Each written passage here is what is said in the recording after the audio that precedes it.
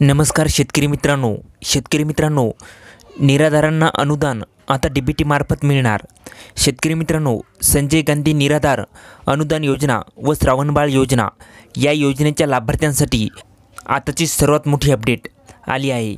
शेतकरी मित्रांनो, संजय गांधी निराधार योजना व श्रावणबाळ योजना या योजनेच्या लाभार्थ्यांना या बँकेचे खेटे आता बंद होणार आणि 30 मे पर्यंत द्या हे कागदपत्रे, अन्यथा तुमचे अनुदान अडकणार।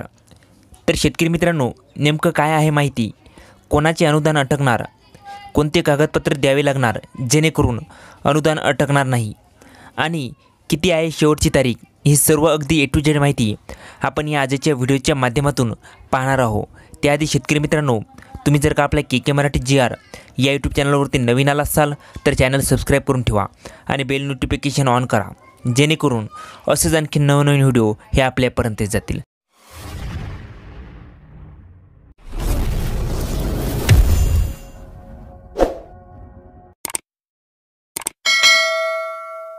चला तर शेतकरी मित्रांनो, नेमकी माहिती काय आहे ती अगदी सविस्तरपणे पाहूया।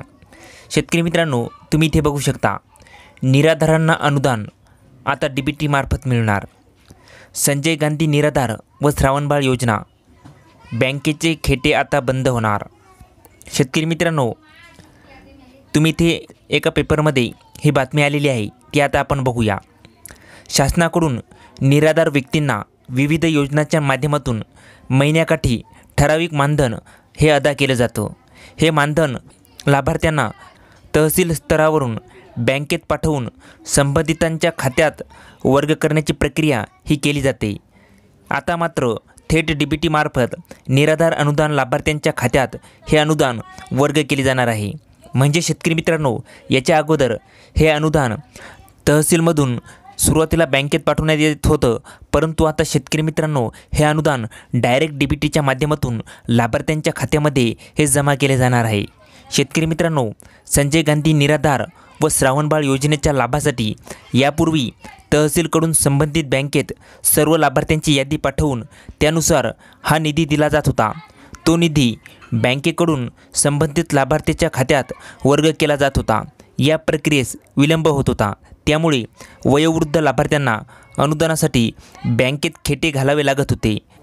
म्हणजे शेतकरी मित्रांनो, जे कोणी संजय गांधी निराधार योजना व श्रावणबाळ योजनेचे लाभार्थी आहेत, त्या लाभार्थ्यांना अनुदानासाठी सुरुवातीला तहसीलमधून बँकेत एक यादी पाठवली जात होती व त्या यादीच्या मार्फत बँकेकडून लाभार्थ्यांना पैसे दिले जात होते।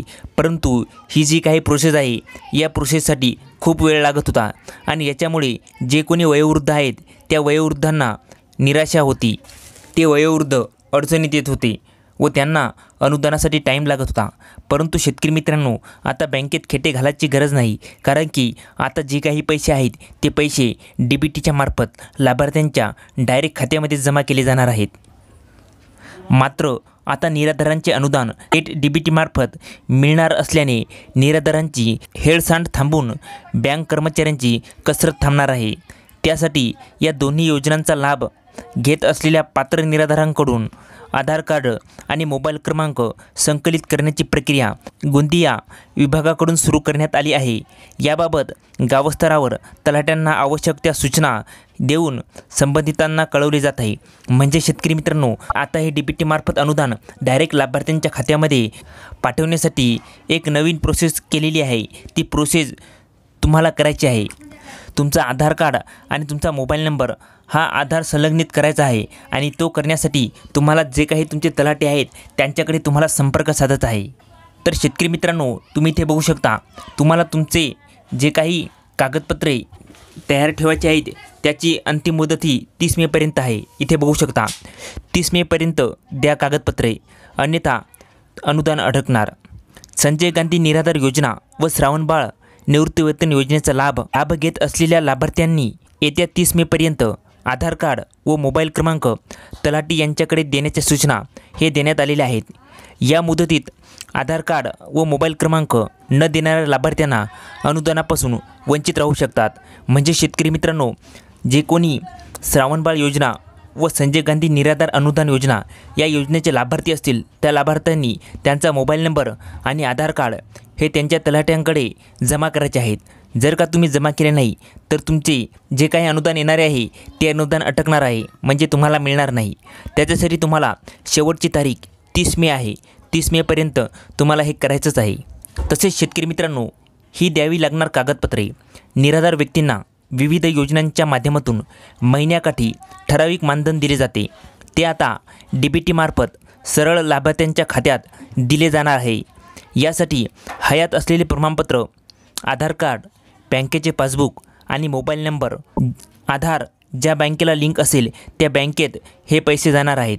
म्हणजे शेतकरी मित्रांनो, तुम्हाला 30 मेपर्यंत मोबाईल नंबर आणि आधार कार्ड द्यायचंच आहे आणि त्याच्यासोबत तुम्ही हयात असलेले प्रमाणपत्र, आधार कार्ड, बँकेचे पासबुक आणि मोबाईल नंबर, आधार ज्या बँकेला लिंक असेल त्या बँकेत पैसे जाणार आहेत। त्याच्यामुळे हे सर्व कागदपत्रे तुम्हाला तलाठ्याकडे जमा करायचे आहेत। शेतकरी मित्रांनो, संजय गांधी निराधार व श्रावणबाळ निवृत्तीवेतन योजनेच्या लाभार्थ्यांचे मासिक मानधन आता DBTच्या माध्यमातून थेट बँक खात्यात वर्ग केले जाणार आहे। संबंधित योजनेच्या लाभार्थ्यांनी आपले आधार कार्ड व मोबाईल क्रमांक गावातील तलाठ्याकडे उपलब्ध करून द्यावे। तर शेतकरी मित्रांनो, संजय गांधी निराधार अनुदान योजना व श्रावणबाळ निवृत्तीवेतन योजना या योजनेच्या लाभार्थ्यांसाठी ही अत्यंत आनंदाची अशी बातमी आहे, कारण की आता त्यांचे पैसे हे डायरेक्ट त्यांच्या अकाउंटमध्ये जमा होणार आहेत। सुरुवातीला तहसीलमधून ते बँकेत जात होते, परंतु आता डायरेक्ट तुमच्या अकाउंटवरती हे पैसे जमा होणार आहेत। तर शेतकरी मित्रांनो, ही माहिती जास्तीत जास्त शेअर करा आणि याविषयी अशाच आणखी नवनवीन माहितीसाठी आपल्या KK मराठी GR या यूट्यूब चॅनलला लाईक, शेअर आणि सबस्क्राईब करायला विसरू नका। धन्यवाद शेतकरी मित्रांनो। जय हिंद, जय महाराष्ट्र।